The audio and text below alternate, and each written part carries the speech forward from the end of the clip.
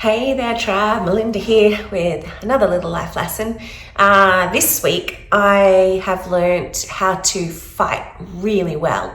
That might not sound like a very spiritual thing to share, but I'm learning how to really come into what should be a bit of a toxic situation and conversation and allow that other person to get everything off their chest before you come in with your rebuttal, or constantly thinking about how you disagree with those things that they're saying and they're such a tripper and all those things that you would normally be going on inside your mind. And even if you are strong enough not to butt in, we always have that urge and we're saving the thing we want to say instead of truly listening.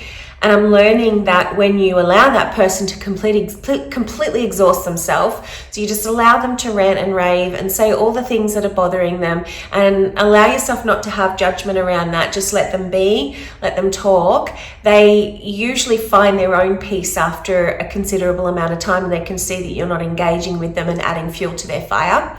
So I wanted to encourage you to allow people to really have their say before you think about coming back with what you need to say, and ask them to give you the same consideration and respect too when you do need to talk, and notice that will really shift your intense conversations around.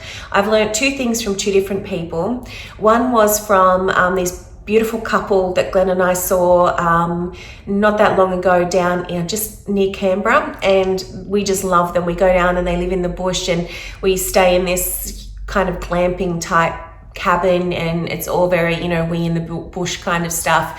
My shower consisted of tipping a water bottle over me, washing soap in and washing it off again, but I really love that. You're surrounded by trees. I wouldn't want to wash like that every day, but I love that break from normality and silence, and not using your phone. And when you get down there, we can sort of really talk about the things that are going on inside our family, and we get more out of it from that experience. And this beautiful couple taught us the talking drink bottle. So what we do now is that when we want to talk, whoever has the mic, we use a drink bottle. You can use whatever you like. Maybe you've got like a crystal or something woo-woo that we're very practical.